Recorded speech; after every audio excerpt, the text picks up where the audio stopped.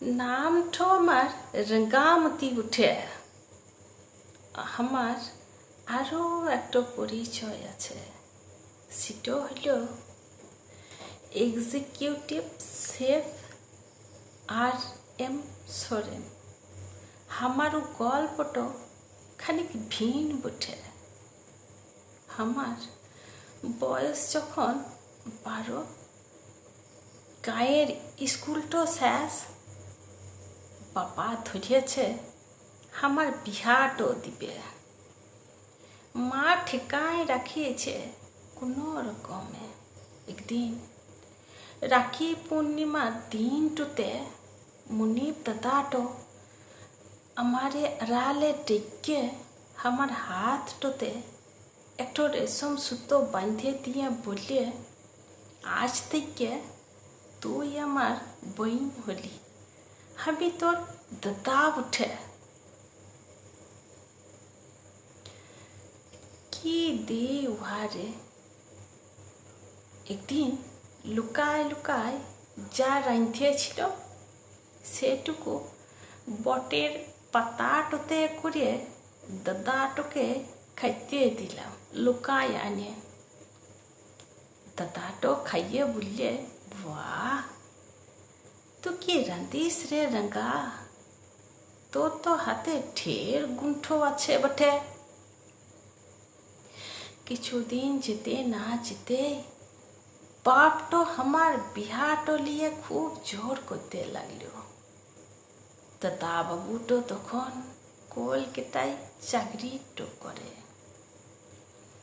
পরবে বাড়ি এসেছিল। কান্দিয়ে পড়লাম দাদা বাবুটোর পায়ে। বললাম, हमारे बच्चा किने दादा बाबू। বললে, যাবি আমার সঙ্গে, যাবি কলকাতায়। দাদার হাত তো শক্ত করে ধরে সেদিন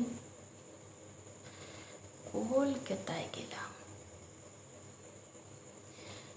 জানতো শুধু আমার মাটো আর দাদা বাবুটোর মা।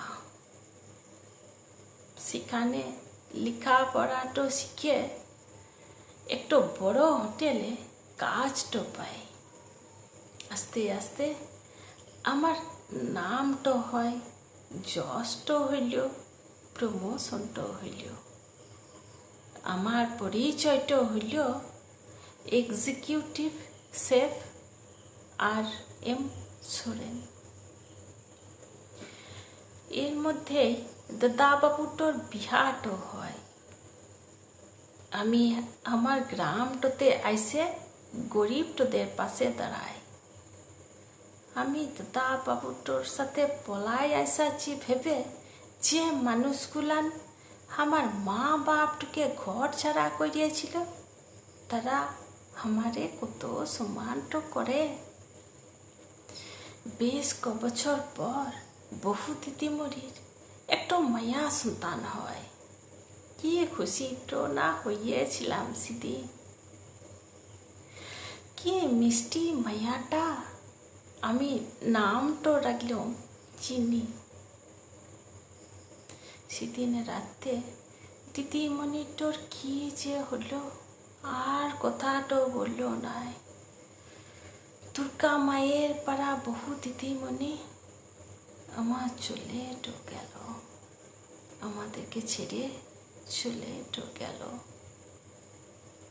দাদা বাবুটো পাথর পাড়া বসে থাকলো। কদিন পরে দাদা বাবুটোকে বললাম, তোর কাছে আমার ঋণের শেষ তো নাই রে দাদা বাবু।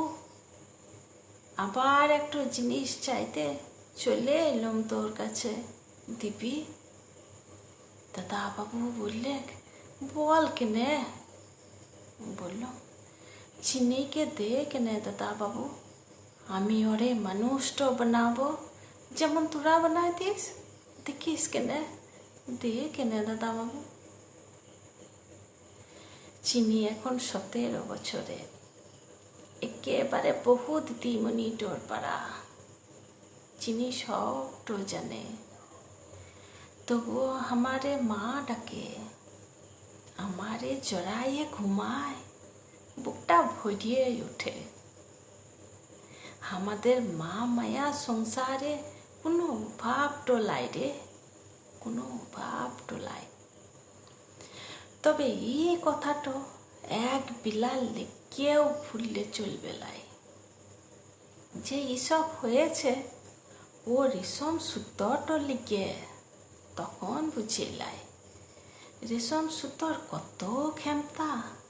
প্রতি বছর তো দাদা বাবুটাকে রাখি বাঁধার সময় ভাবি এইটুকু সূত্রটার কত ক্ষমতা, যা জীবনকে বদলাই দিতে পারে।